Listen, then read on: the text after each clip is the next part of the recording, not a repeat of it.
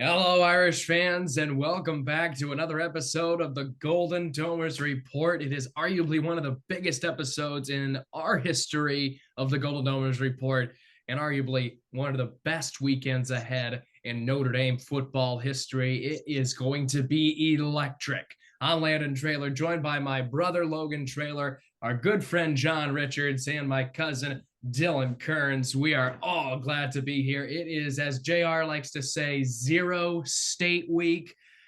But before we get into all of that, Notre Dame defeated Central Michigan 41-17 on Saturday to move to 4-0 on the year, which means it will be an undefeated top 10 showdown in South Bend, Indiana under the lights. But before we get into that, let's talk about what happened last Saturday. The Irish dominated in the fourth quarter and the second half, to be honest, 41-17. Sam Hartman was a quiet 16 for 26, 330 yards, 3 touchdowns. He's doing what Sam Hartman has done all season long. Audric Estime had 20 carries for 176 yards. He would have gone over 200 if a holding call did not get in the way of that. He ran it down the sideline for a touchdown, over 30 yards, I'm pretty sure. They were 5 for 12 on third down. Little concerning there. 578 total yards. Once again, Notre Dame passes the 500 mark on the yards. Penalties, 8 for 72. 8 penalties for 72 yards. We held Central Michigan to 268 yards overall. And listen, it was not pretty looking at it the beginning, the first half meaning, but at the end of the day, we still put up 41 points once again. I think we put up over 40 points every single game. And it was an impressive victory, 41-17. A lot of people saying, oh, Notre Dame played awful, terrible performance. We won 41-17. I'm tired of hearing it, Logan. Yeah, I don't think we need to, take not appreciate the game of what it was, right? It was to get through, get a win. Don't take winning for granted. Obviously, no one looked spectacular last Saturday. I mean, that's the reality of it. We're 4-0. They did their job. I thought, we saw some things that are concerning, but we also saw some things that are really good. I think my biggest takeaway was it was more refreshing in a way, just to be able to see a quarterback be able to allow our receivers, to look like we have capable and coherent receivers. To be able to hit deep balls. That's why I was really excited about. Defensively, I couldn't be more pleased with with how they look, especially after being banged up last week. But Central Michigan, you beat them, did your job, and let's move on. No doubt about it. JR, thoughts on Saturday's performance? I thought it was pretty standard given the weekend and what's lays ahead. You have to remember these are still 18, 19, 20-year-old students. They're human. This was the classic look ahead week. They give them credit. They took care of business. They did. It was vanilla. It wasn't clean. It was relatively healthy. But all in all, we didn't play our best. And we, like you said, we still won 41-17. We're a confident team. We're 3-0. We're set up nicely going in. We're playing at home. Everybody's amped up. Mission accomplished. I'd rather not play our best and still win 41-17 than not play our best and only win by 3 points like we did a few years ago against Toledo or Ball State a few years ago as well. Dylan, Saturday's performance, what do you think? Had to throw in Ball State in here. I looked at the Central Michigan game and I saw one thing. I saw Audric Estime run downhill and just plow people over. That man, 176 yards. I remember the first time I even saw Estime. It was at that game we went to. Remember, Humbarger, load up the bus. He might eat you. We go to the game, right? We're all loading up there, tailgating. I'm there at the 50 with you and Bob, and we're chilling there late in the game. And Bob looks at me and goes, they put this Estime kid in. He's going to be a beast in a few years. And we were beating the hell out. I think it was Georgia Tech that day. Yeah. And I was like, okay, they're pounding them. And they just keep giving it to Estime. First down, first down, first down. The game's over. He Mm-hmm. goes, watch out for this kid. And ever since then, that name's just been in the back of my head. Then last year, we kind of saw him unleashed a little bit. And then this year, he's just an absolute beast. And I can't wait to see what he does next week. Oh, yeah. That's the game Logan jumped on the table during the tailgate. Yes. We got to pull the video back up on that one because I had to go check in for work. I just missed that by like 20 minutes. Good times, good times. It was about 20 degrees, and there's Logan jumping on tables. He goes, I brought all the good stuff for the tailgate. I was like, sweet, what do we got? He's like, bunch of Fireball. That's it. We got a table. Disclaimer, I did not drink anything. I had to check in for work. So just a disclaimer there. I was not a part of that. JR wasn't there either. It was Logan and Dylan making the bad decisions that day. All right, week one notes here. Week one notes. First things first, I want to start. Everybody sucked this week. I just want to say that. Looking at the final scores on some of these games, everybody sucked. I think nobody got an A+ in my book. Everybody sucked. UGA, they come back and win. They did not look good. They did not look good at all. I thought South Carolina was going to beat them until Georgia woke up and beat them by 10 points. Florida State struggles at BC. JR kind of mentioned us maybe Classic overlooking a little bit. I think Florida State was definitely overlooking a little bit because they have another tough week at Clemson this week. So Florida State, they almost dropped one. If they lost that game, their season's over just like that. And this week wouldn't even matter for them. Texas, they didn't do too hot, but once again, they still pulled away with a 21-point victory, kind of like we did a little bit. They didn't look too impressive, but they still scored 31 points and blew out their opponent. Penn State did not look great. They didn't look bad, but they have some offensive issues, I think. And here's what I want to get into real quick with you guys. Alabama's broken. What can they do to fix it? We'll start with JR. Well, it starts on their offensive line. They can't block a soul. So, they don't have a quarterback. In fact, they have 3. They don't know which one to play. We already know one shouldn't play. Again, a little bit of sign of the times, I think. They're on the decline. They got a big target on their back. South Florida came to play. There was that game rain delay too? Was there some odd situations there? So, again, Bama is not. I'm telling you guys, they got problems, and 2 of the problems have been removed from our interest, which is part of the reason we are where we are today. So I can't believe Reese left Hartman to go there, but I know that just speaks to what people think of Bama. But I honestly don't think that there is much that they can do defensively. They're nothing special either.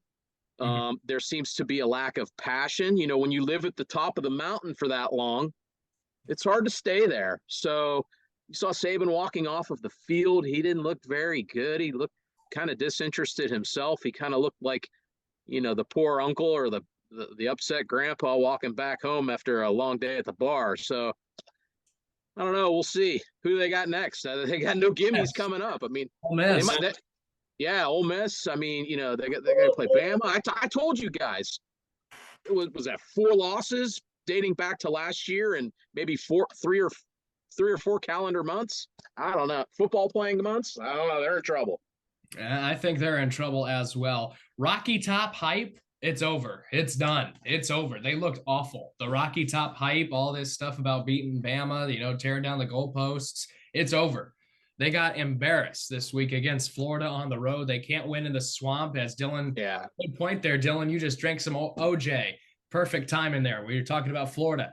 Embarrassing loss for Rocky Top. It's over. They fell from 8th to 23rd, and I think a little reality time for Tennessee fans. Colorado survives in 2 overtimes. That's personal. That right there is personal. All right. It's personal now. 2 overtimes. They got a little exposed at first, but I think good teams find ways to win. And Colorado has the athletes to win, and they did just that. Now, this week might be a little reality check for primetime a little bit. What do you think, Dylan? I think that's bull junk. No, I mean, it's he ain't got no Travis Hunter. He ain't got no Travis Hunter. He ain't got no shot. They're gonna steamroll the Buffaloes.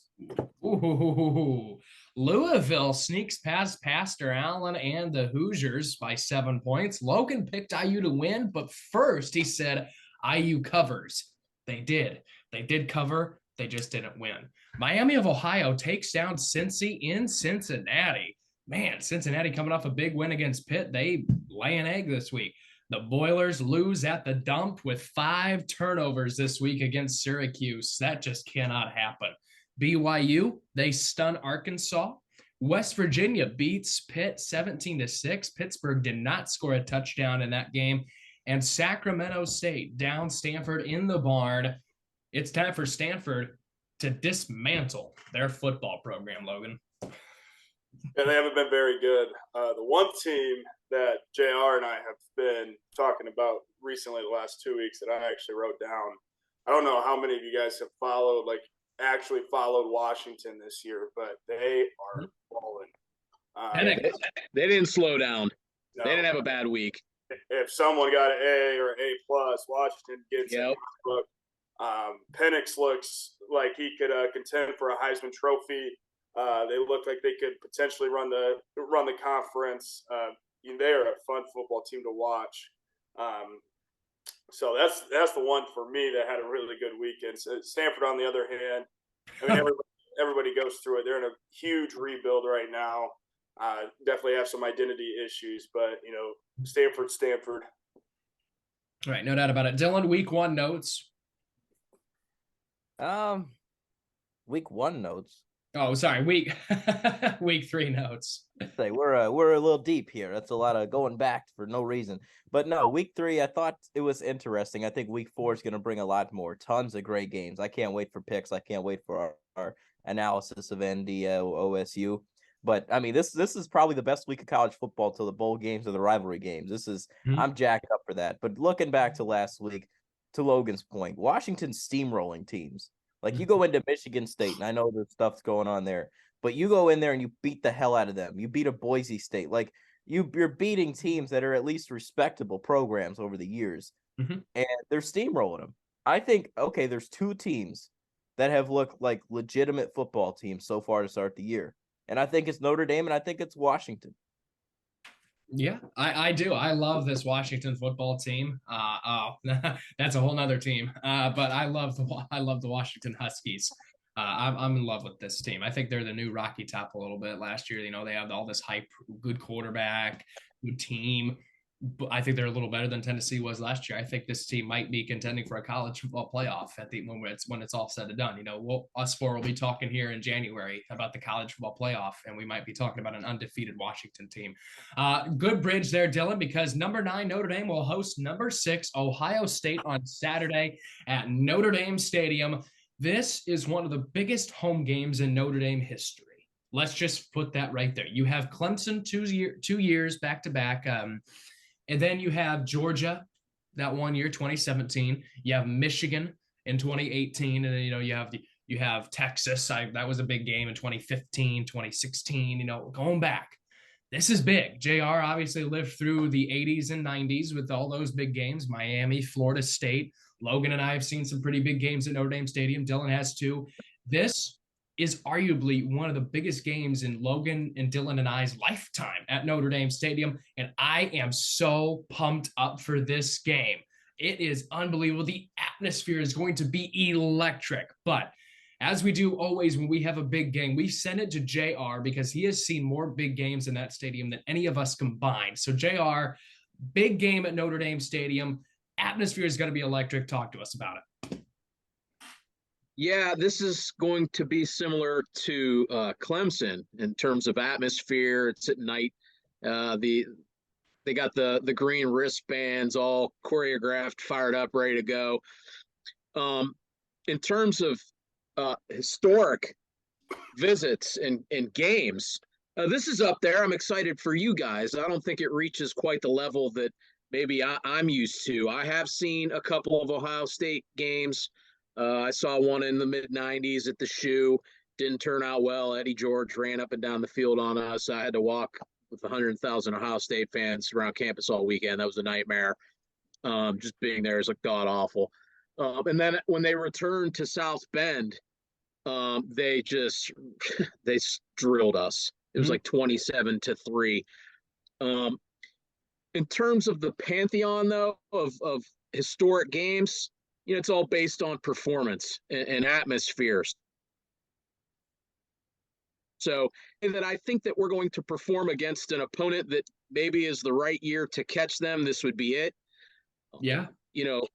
Take care of all of the things that you have to take care of, win the turnover battle, smart decisions, reduce the penalties, force them into some uncomfortable situations on the road, definitely bring the pressure.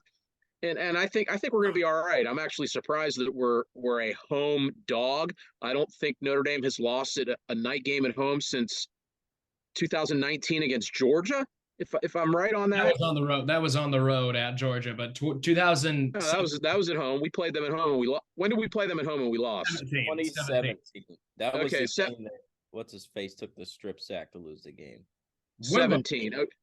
Yeah. Okay. So that's quite a while, and they were a really good opponent then. So I feel good about where we stand going into the game. I'm happy that they committed to a quarterback and they kind of get their feet under them now. They've got a little bit of confidence. I'm looking forward to a really great game, an awesome atmosphere. Are you working? Yep. Okay, well, you simply don't let any entrance for anybody with an Ohio State gear and a Notre Dame ticket. So you can take care of all that. Everything else on the field will take care of itself. Go Irish. Logan, JR mentioned penalties, and last week Notre Dame had 8 penalties for 72 yards. That just simply cannot happen against Zero State this week. No, especially on offense. You mentioned the Estime run. It's all about technique, right? You get called for holding. If it's a hold, you're not using proper technique. So Freeman was obviously asked about it. It's just simple stuff that can get fixed, and hopefully gets fixed, because you can't shoot yourself in the foot, especially with big plays. But defensively, we're going to have penalties, in my opinion. There's going to be pass interference calls, but I would rather take a pass interference than Harrison go 80 yards. So we're gonna have to bite the bullet, I think, on some of those calls, but. As far as, what we can control, obviously you can control it all, but on the offensive side, just using proper technique, making sure we're not doing anything stupid. The offense has done great. We've had 2 false starts in 4 games. That's something to tip your hat to. And then 2 holding penalties. So, to look at that and be like, okay, wow. That I'm really pleased with it. Penalties are a big part of the game. I think, we're going to come out. I wouldn't be shocked if we come out nervous. I wouldn't be shocked if Ohio State comes out nervous. I think it's going to be a sloppy first quarter, but I think, overall with the penalty situation, it's nothing to be like, oh gosh, like this could really, really hurt us right now. But don't put yourself in a position for penalties to hurt you at the end of the day. Dylan, you've seen Ohio State more than any of us. You were there for two of their 2 home games. They throttled Western Kentucky last week, 63-10. They beat Youngstown State 35-7, and then they opened the year with a 23-3 win at Pastor Allen's church there in Bloomington, Indiana. So, Dylan, tell us a little bit about what you've seen from Ohio State, because they kind of flipped the script last week against Western Kentucky. They did. And I was sitting there at Western Kentucky walking in. Everyone's like, what the hell's a Hilltopper? Just all the whole stuff going on, just trying to figure out what's going on. The Buckeyes throughout the course of the year, they had the quarterback situation. They lost sort of their funk on offense when they'd switch and bring one in mid-game, and Devin Brown would be anxious and he's not moving the ball, and then it throws McCord off his rhythm, and then they're not being able to move the ball on offense. Last week, we saw that switch. Kyle McCord, the official starter, named the rest of the season. He came in there. He had a touchdown drive. They had to go for it on 4th down on the opening drive, but they ended up scoring a touchdown. After that, it was a 14-10 game. Western Kentucky got in and scored. And I said it in my script when I read the highlight read. I think Ryan Day said, enough with this nonsense. Let's go. Very next play off the kickoff, 75-yard bomb touchdown to Marvin Harrison Jr. Boom, Buckeyes score. Next time, turn it over on 4th down. They get it back. One play scoring drive, chip, train them, 50-yard touchdown run, boom, score. Ever since then, that game, their offense was just humming. He's going to Ebuka. He's got Travion Henderson running wild. So he's back to himself off the foot injury from last year. The offense is finally looking good for the Buckeyes, but one thing that's been consistent, which might be a little bit scary, is their defense. Mm-hmm. First games of the year, you look at their defense. They gave up 3 points to IU. They gave up 7 points to Youngstown State, and they gave up 10 points last week. That's not more than 10 points a game. And I know that the opponents definitely are not great opponents, but still, they're doing those things. And Ryan Day said after the game, in his post-game presser, he said, our linebackers are playing downhill. They're playing with aggression, and that's how we want them to play all year long. They're reading the plays, they're going after them, and they're making plays. One thing that makes me question Ohio State in this game is really the pass rush. It hadn't gotten home.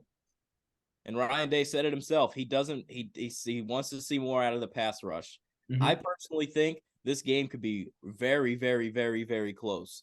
I think that the Irish I think they're technically, in my opinion, from what I've seen from Ohio State, I think Notre Dame at home can take care of business against the Buckeyes. But looking at the Buckeyes right now, the offense finally got going. I needed to see that before I respected them, and they finally did it last week. And, I think it's a hard team to read through these first 3 opponents. Are they holding back some of their playbook? Are they holding back some of their schemes defensively because of the opponents they play? They were heavily favored in all 3 of the first 3 games, Youngstown State, Western Kentucky, and IU. So it's a very hard team to read. I think we're going to see their best game against Notre Dame here this Saturday. And I wanted to flip it here to JR real quick. The narrative about Notre Dame in a big game. I think it's time we put that narrative to bed, correct? Again, they haven't lost a game like this since 2017. They haven't lost to USC in a big spot at home in a while. They dominated Clemson last year. You could say what you want about Clemson, but I think this is let's go to Vegas. Technically, they're saying Ohio State is a touchdown favorite because they give you the 3-point bump for being at home. So do you guys honestly believe that Ohio State, given the way that they have played and what you have seen from them, is going to win this game by 7 points? They might. But do you think that Ohio State is 7 points better than our Notre Dame team right now? Forget about the atmosphere. Forget about being a big game. Just straight up, Ohio State versus Notre Dame, what you've seen and what you know. You think Ohio State is a 7-point favorite against Notre Dame on a neutral field? No, I don't. Not this team. I think they got way too many questions. Kyle McCord's never been in a situation like this on the road. Quite frankly, they gave up 3 points against Indiana. They shouldn't have given up any. They are god awful. Now, I did watch that game. Their defense is. They did lock them down. Like, I don't even think they let them get very far past the 50. Youngstown State. Nice story, but they're the Penguins. They're like, playing Division VII high school football here practically. Western Kentucky, okay, they opened the top off a little bit. They showed who they are. I think our biggest concern, like Dylan said, is going to be facing their defense. I think we're going to be able to maintain consistency against their offense with our aggression. I think we're going to be able to force a few turnovers and some bad decisions in a hostile environment. I think we're all right. But again, I want to go back to what Landon asked me when we opened this segment up. In terms of like historic performances and meetings, I think this speaks more to the fan bases than it does the actual game. Yeah, this game will have a lot of implications on national championships. But in terms of, overall grandiose matchups, this is 6 versus 9, I think, right? Mm-hmm. Yep. It's not a top 5 matchup. I've seen 1 versus 2, 2 versus 5, 3 versus 4, 1 versus 5. This is 6 versus 9. It's a really, really big game. It's probably the biggest game in Notre Dame Stadium in the last 10 years. but I want to pump the brakes until I see how it plays out. I'm gonna answer that question after, because there's something to be said with how Catholics versus convicts ended. Notre Dame versus USC, that was 1-2 in the Coliseum, but we dominated that game. What was the So, what was the Bush push? What was that 3 and 5? Or was that? yeah, I don't that they were Weren't they, 1. weren't they 1? I don't know what we were. That's another good one. That goes back. We were all there for that, weren't we? I was 5 watching it with Jill. I remember watching it. Okay, me and Ryan were there. Ryan and I were there. Yeah. Yeah, that's a good one. That's another good one. But see, again, the lore of how the game played out, like you termed it, the Bush push. Like that is synonymous with college football from here on out. Everybody knows the Bush push. I'm really looking forward to it, but I honestly believe, and you guys know me as a Notre Dame fan, I am as pessimistic as you can be. I'm as negative. I always look at glass half empty when it comes to Notre Dame. I honestly believe that Notre Dame is equal footing with Ohio State this year. And I think our quarterback and being at home is going to put us over the top. Absolutely. Logan, key to the victory in South Bend on Saturday. Yeah, I mean, obviously, limit them to what they do, right? You got to limit the big plays. And I thought we did a great job of that last year. You can argue that, forget his name, got hurt, but early on, but they still had Harrison and they still had the other kid. I don't want to pronounce his name because I can't even pronounce him, but, avoiding the deep balls, I think, getting to the quarterback, we have a problem with that too, as far as wrapping up and getting a sack, but we have the number 1 passing efficiency defensively in the country. I think, the rush is there. It's definitely, both teams haven't seen really good opponents this week so far, or this season so far. I think, both teams will be a little bit shocked early on. Yeah.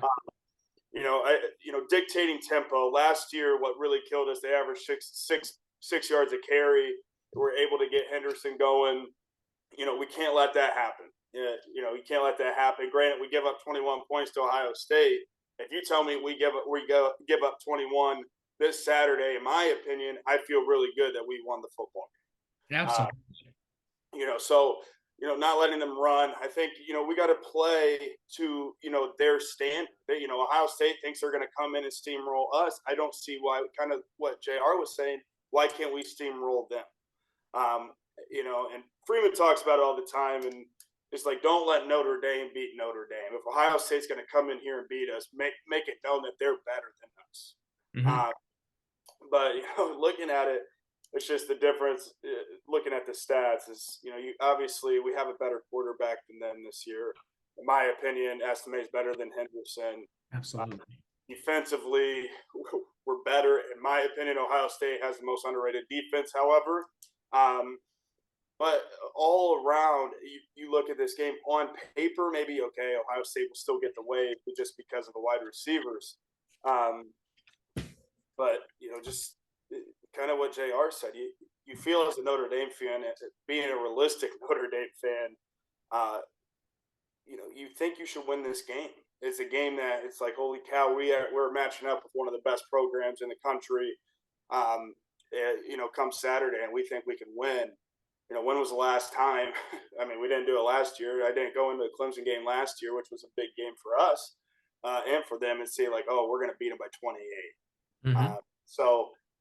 Just thinking back of all the big games and what Saturday means, not only for the team, but for the university, for recruiting, for, from a national standpoint of being able to have the opportunity to make a statement, that it's huge. But, avoiding deep balls, limiting their possessions, and then, obviously not beating ourselves. I think those are the keys. Dylan, key to the game. Man, I think it comes down to, you can laugh all you want, I think it comes down to special teams. I think Spencer Schrader is going to have an opportunity to make some big-ass kicks, and you can't be missing them against a team like Ohio State because their defense is good, we mentioned, Notre Dame's defense is good too. You're going to be held down to 3 points a couple times throughout the course of the game. And throughout like the first few weeks of the season, you really haven't had to just kick a field goal without any pressure. Now, this graduate transfer's coming over and he's got to make big kicks in fireman. Everyone's going to be like hovering all over you. It's going to be 17-17 in the fourth quarter, and you're going to have to nail a 35, 40-yard kick, and there's going to be pressure on you.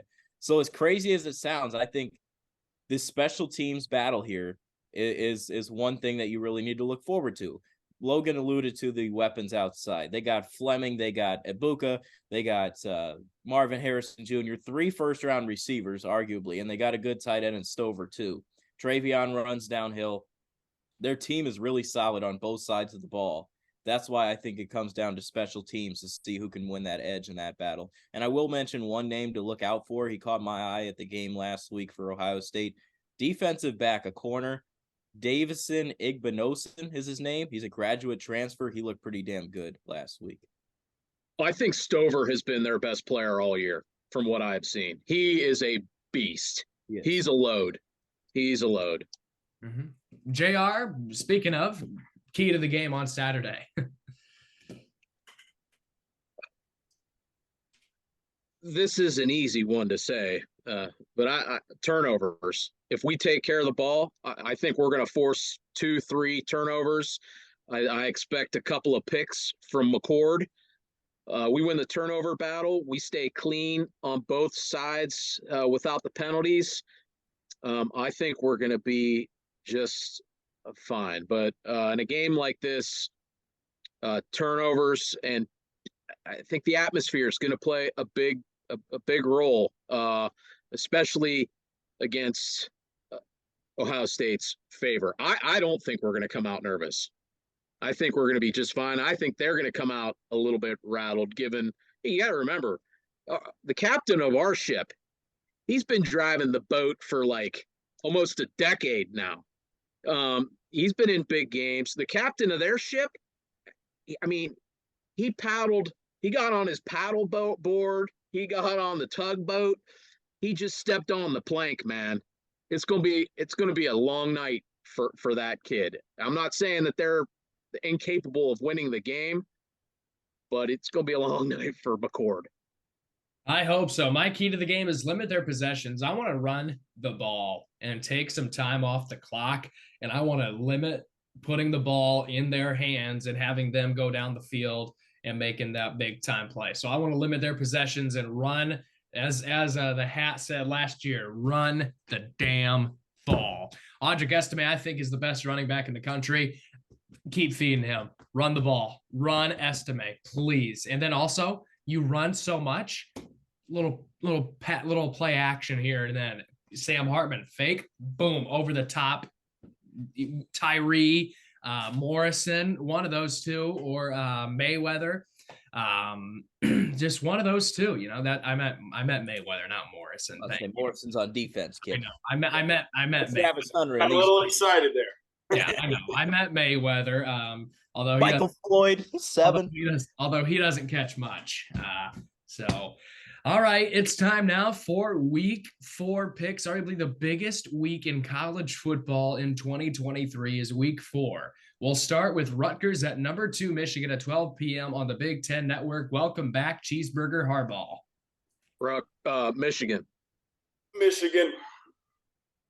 Yeah, MU. Yep, Cheeseburger in paradise. Give me the Wolverines. Number 4, Florida State at Clemson, 12 p.m. on ABC. Florida State at Clemson. I am going Clemson. I am too. Damn it, JR. Damn. I won. It's college football, baby. Man, this is hard. This is hard. If that game's at night, Clemson probably rolls them. BYOG. I'll get a game on you. I'm going to go with the Seminoles. You know, I was going to go with Florida State, or I was going to go with Clemson. I can't let there be too much orange on this board. I was worried it would be all orange. That just means bad luck. I'm crossing out Clemson and I'm going with the Seminoles. I like the chop. I'm going with the chop. This guy always picks last. That's because you like Dion. That you're just going with his alma mater. The host picks last, Dylan. Get the sunglasses. Number 16, Oklahoma at Cincinnati, 12 p.m. on Fox. Oklahoma. They're rolling, man. Oklahoma. Yep, going with the mobile homes. Time out. JR just called them Oklahoma. We got to mark this down. He called them Oklahoma. We still got time. That's one of the first times JR's referred to them as Oklahoma. I keyed them last week, so they treated me well. I'll let them off the hook. I got the Sooners as well in this one. Cincinnati, they just dropped one to Miami of Ohio. They're down to the dumps. They're going to be even more down to the dumps this week. Number 19, Colorado at number 10, Oregon, 3:30 p.m. on ABC. So Hunter has a lacerated kidney. Is that what I heard? Out for 3 or 4 weeks. That's it? At least that's what Twitter said. 3 to 4 weeks for a lacerated kidney? Man, I'm going to go Oregon here. What's the line? Do you know? 21. 21. 21? Woo! It's personal. That's personal. Yeah, Oregon. Give me Oregon as well. Quack, quack, but the Buffs cover. You know, I've been hard on Dion. I've been hard on Colorado. Don't pick them now. They're going against a top 10 opponent on the road, 3:30. You know, they're without their star player. Get this crap out of here. They're gonna get a nice slice of humble pie this weekend. I think Oregon covers, and I think Colorado lays an egg. And make it personal, Dion. Make it personal. I think Oregon's gonna take it personal and beat the crap out of Colorado. Give me the Ducks. Number 22, UCLA. Clip. Can we clip that? Give me the Ducks. Number 22, UCLA at number 11, Utah, 3:30 on Fox. Sneaky good game here. UCLA is not playing too bad, but Utah at home, I like Utah. The Utes. Utah's bad on the road. They're good at home. They'll stay put here. I'll kick some. Yeah, I like Utah in this one as well. It's going to be a good game. I don't think it by any means is going to be a blowout. I think it's going to be a good game. I like Utah in this one. Don't count out Chip Kelly. He knows how to win in the Pac-12. He's been there long enough. Number 15, Ole Miss at number 13, Alabama, 3:30 on CBS. The SEC is back on CBS. Boy, everybody can smell blood in Tuscaloosa. I'm going Ole Miss.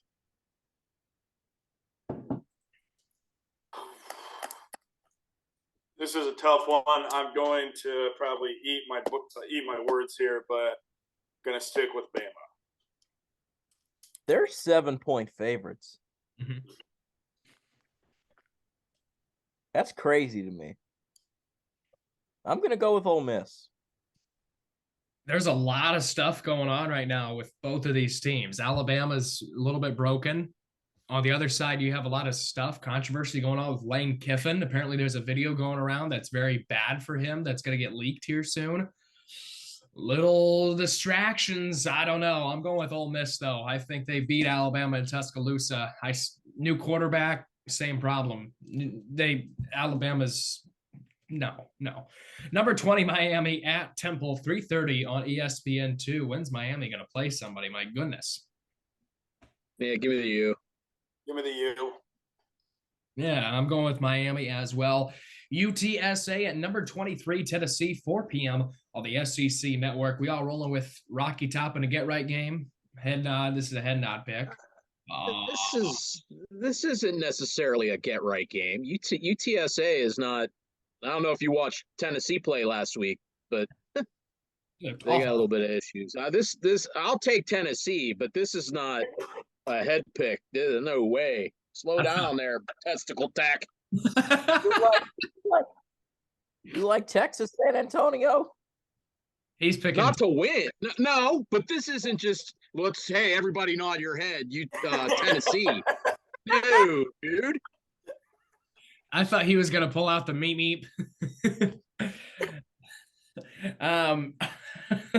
Arkansas at number 12, LSU, 7 p.m. on ESPN. LSU, they're back on track. They're gonna get back in it. LSU big. BK.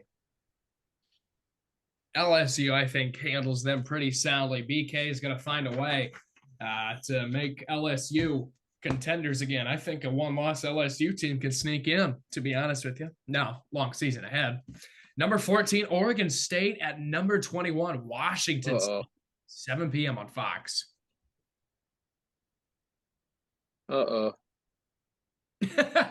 Lost you for a minute. All right, number 14, Oregon State at number 21, Washington State, 7 p.m. on Fox. This will be a good game, but I like Oregon State. They were, I think, in a little bit of a look ahead last week. Oregon State. Stuff the Beavers. They're playing Washington State? Yep. Right? Give me Oregon State. I'll take Oregon State as well. Good. I'm going Wazoo in this one. I like Wazoo at home. Big game for them. Pac-12, that's going to get crazy down the road here from now on. Charlotte at number 25, Florida, 7 p.m. on ESPN+. Can we go a head nod, please? This one, JR, is that okay? This, you got a head nod. I'll give you a head nod. Okay. And here's another head nod for you. UAB at number 1, Georgia, 7:30 on ESPN2. Head nod, Georgia. UAB. Kidding. It's like 40. Give me Georgia. We've got a funny guy here. Yeah. Number 3, Texas at Baylor, 7:30 on ABC. This is a sneaky good game. It's got Sark written all over it. I'll stick with Texas. Texas. Not a good spot for them, though. Baylor upsets.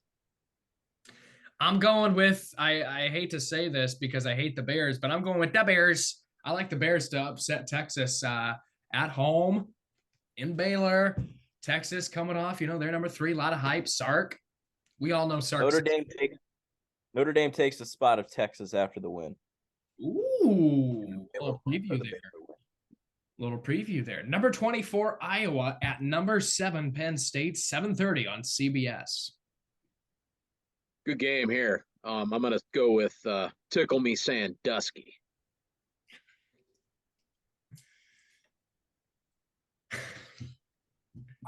I love that one. That one always gets me. Go Penn State. Yeah, we're going with the Nittany Lions. I'm going with Tickle Me Sandusky. Tickle me. Number 17, North Carolina at Pitt, 8 p.m. on the ACC network. North Carolina, they sent the ship back north, man. They rode that back. They looked pretty good. I didn't think that was going to go the way that it went. I'll go UNC, but this speaks to a Pitt spot. They're not very good this year. Jerkovic, oh man, he's a nightmare. I'll go. I'm not picking Pitt. No thanks. North Carolina. Can I say something real quick here? Why we overhype our quarterbacks so much at Notre Dame? The recruits. Like, think of, like, we're roasting Buckner, we're roasting Jerkovic, and those were 2 guys that were like, oh my gosh.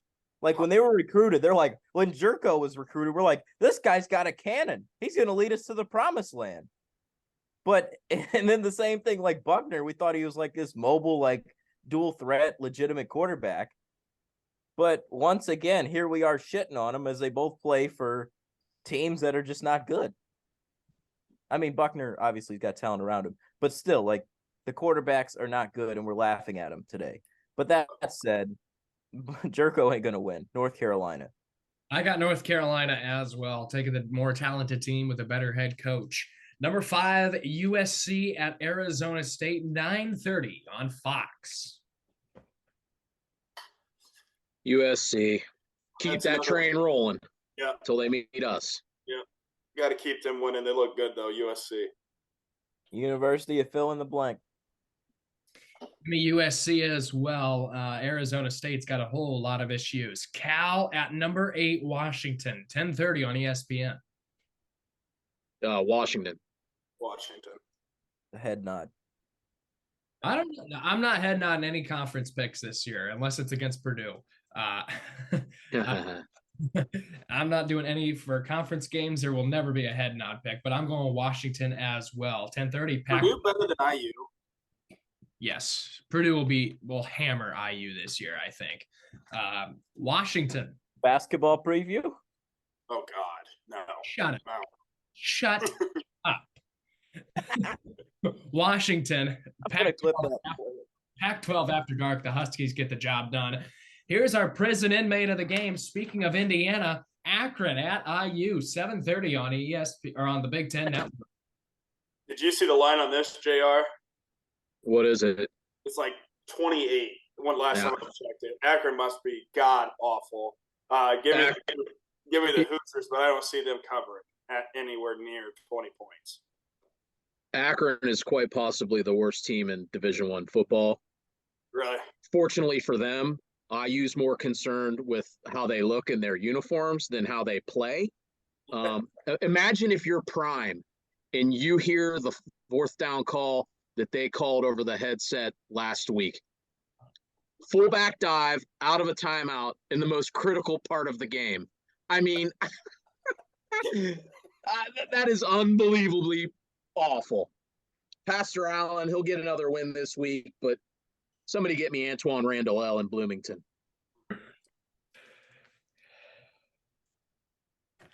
Logan already made his pick, so we'll go with Dylan. Yeah, we're going with the Hoosiers. I'm going with the Hoosiers as well. I think that fullback dive is going to get some yardage this week. I like the Hoosiers. Akron covers, though. This will be the last win for Indiana this season. I said it. Non-ranked games. This week is so jam-packed of good and great games that I could not pick on just one non-ranked game of the week. So we'll start with Wisconsin at Purdue, 7 o'clock on Friday on Fox Sport 1.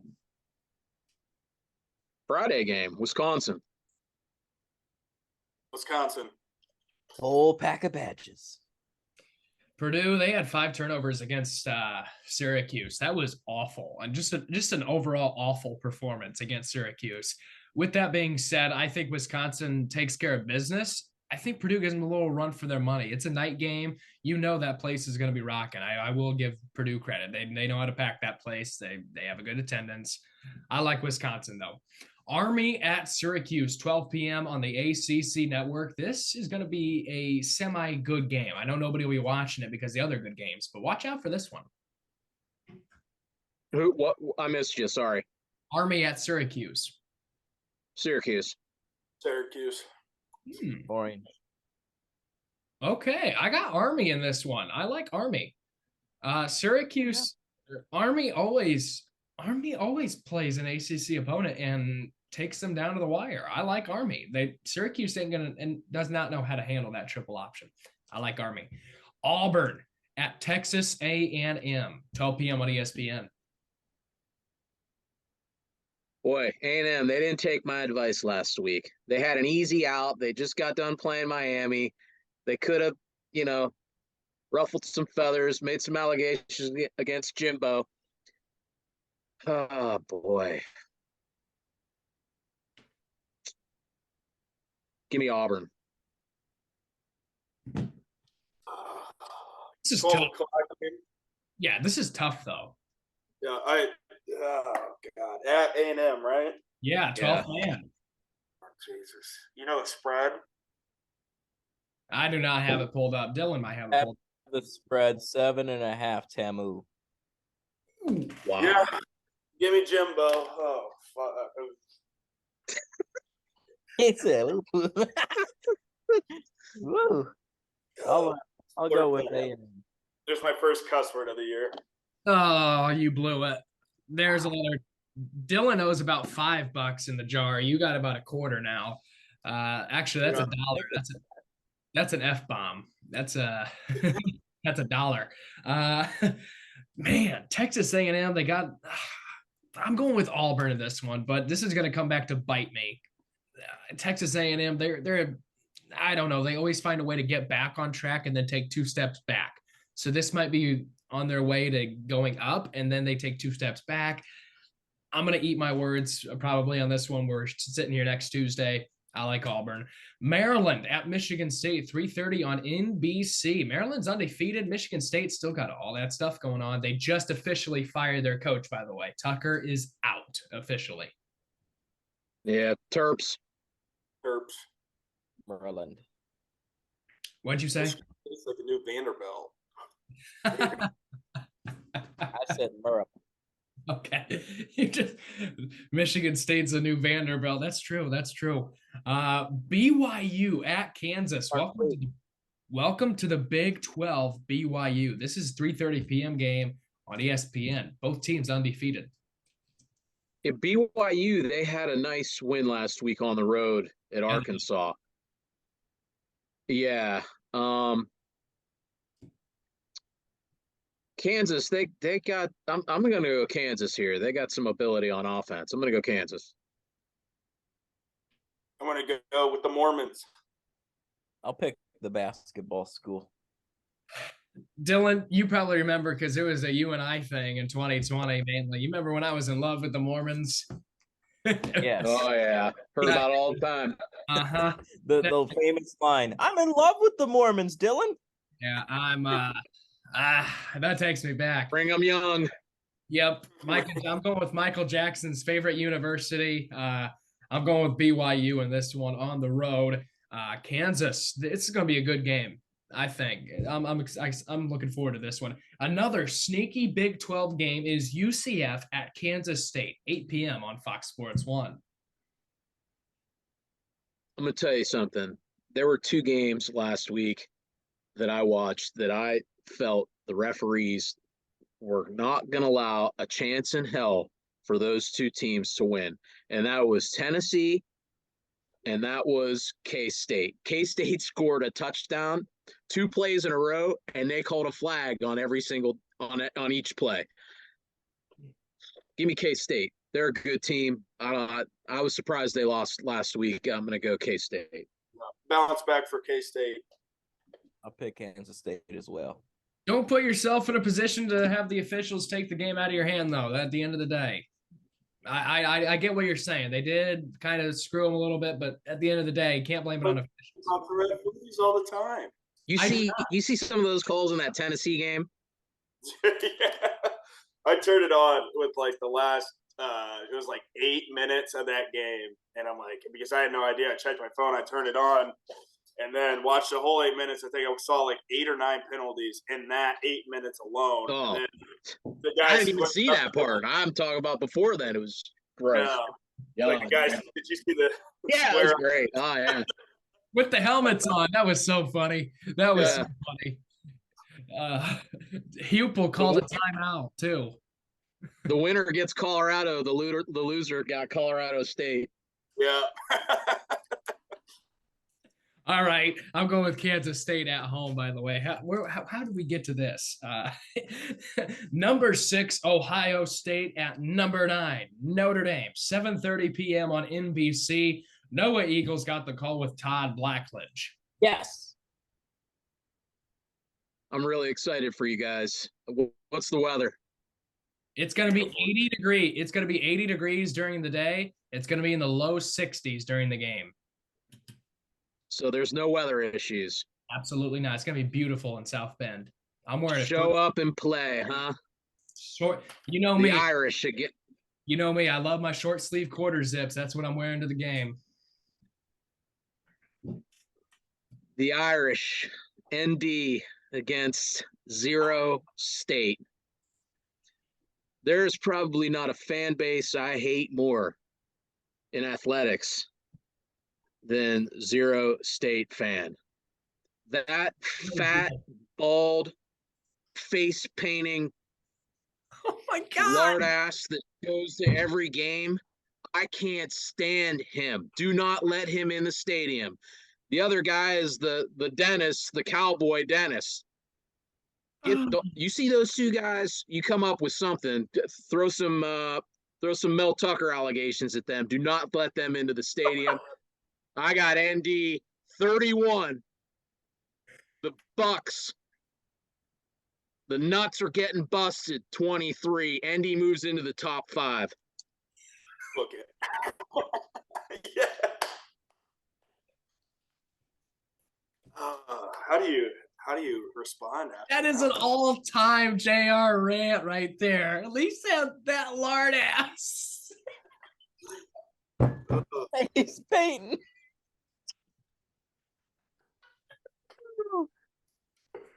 Straight face. Dennis. Straight face. I've been dealing with this crap for 47 years. Get him out. Oh, God. All right, Logan, make your pick. All right. Here is the prediction. Notre Dame, I have scoring 38 points. Thought about that. Ohio State, I have scoring 13. That is my prediction. I think that Notre Dame comes out and makes the biggest statement in the last 10 years, and it's Oklahoma in 2012 all over again. That is my prediction. Here comes the bobblehead. JR's ready. JR got up from his seat. He's ready. I wanted to make that pick, Logan. Dang it. Yeah, he's got all 3. He's got the pom-poms and the little bobblehead. That's awesome. Oh, yeah. You know it's a big game when JR breaks these out. That's a double pom-pom guarantee lock right there, dude. And the bobblehead. I mean, you might as well just slap them out on your desk and show them to the world because I love that pick. I'm with you all day, baby. Dylan. I got Notre Dame 27. Ohio State 13. Ooh, nice little 14-point game. I like Notre Dame 35, Ohio State 24. I think it's a good game. I think honestly Ohio State has a 17-14 lead at halftime. I think Notre Dame puts it to them in the second half. We go up 35-17. Ohio State scores a touchdown in the fourth quarter. I like the Irish. What though the odds be great or small, old Notre Dame will win overall. Notre Dame and Ohio State, 7:30 on Saturday on NBC. We will see you all after an Irish victory next week on week 5 of the Golden Numbers Report. Go Irish, everybody.